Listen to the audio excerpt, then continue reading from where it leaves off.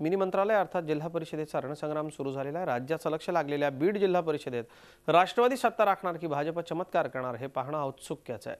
बीडमध्ये पुन्हा एकदा पंकजा मुंडे विरुद्ध धनंजय मुंडे या बहीण भावातील लढत जिल्हा परिषद निवडणुकीत रंगणार हे नक्की आहे। बीड जिल्हा परिषदेत सध्या राष्ट्रवादीची सत्ता आहे। गेल्या वेळी भाजप आघाडी आणि राष्ट्रवादी आघाडीकडे 29-29 असं संख्याबळ असताना टॉसवर राष्ट्रवादीचं नशीब फळफळलं आणि विजयसिंह पंडित अध्यक्ष झाले। गेल्या 2.5 वर्षांच्या काळात राष्ट्रवादीने जो कारभार केलाय तो पाहता ही निवडणूक त्यांना सोपी नाही हे नक्की। तर दुसरीकडे आता सेना भाजप युती तुटल्यामुळे दोन्ही पक्षांसमोर जिंकण्याचं आव्हान असणार आहे। राष्ट्रवादीशी टक्कर देण्यासाठी भाजप सज्ज असून यावेळी आम्ही पूर्ण बहुमत मिळवू असं ग्रामविकास मंत्री पंकजा मुंडेंनी म्हटलंय। आमचा मुद्दा हा एकमेव विकास हाच असणार आहे। आमच्या देशामध्ये सत्ता आहे, राज्यामध्ये सत्ता आहे। मी स्वतः ग्रामविकास मंत्री आहे। जिल्हा परिषदेची सत्ताच आमच्या ताब्यात आली तर बीड जिल्ह्याच्या विकासाची जो गती आता आहे ती ऑलरेडी फार फास्ट गती आहे, त्याला आणखी स्पीड आम्ही देऊ शकू। बीड जिल्हा तसा गोपीनाथ मुंडेंचा बालेकिल्ला। मात्र मुंडे यांच्या निधनानंतर झालेल्या नगर परिषद निवडणुकीत भाजपला परळीत पराभव पत्करावा लागला होता।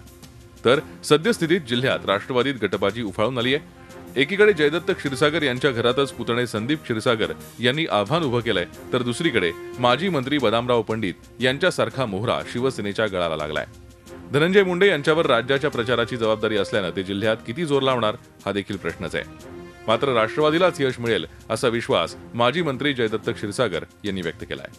आतापर्यंत वारंवार मदत करण्याच्या घोषणा आणि हातात शून्य पडणं शेतकऱ्याच्या हे आता ग्रामीण भागामध्ये खूप अडचणीचं झालंय। नोटाबंदीचा पण खूप मोठा परिणाम झालेला आहे आणि त्यामुळे चांगला प्रतिसाद राष्ट्रवादीला ग्रामीण भागात राहील असा आम्हाला विश्वास वाटतो।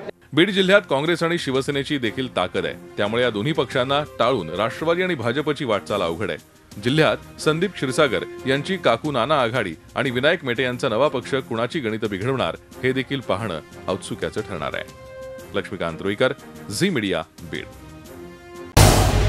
झी 24 तास रहा एक पाऊल पुढे।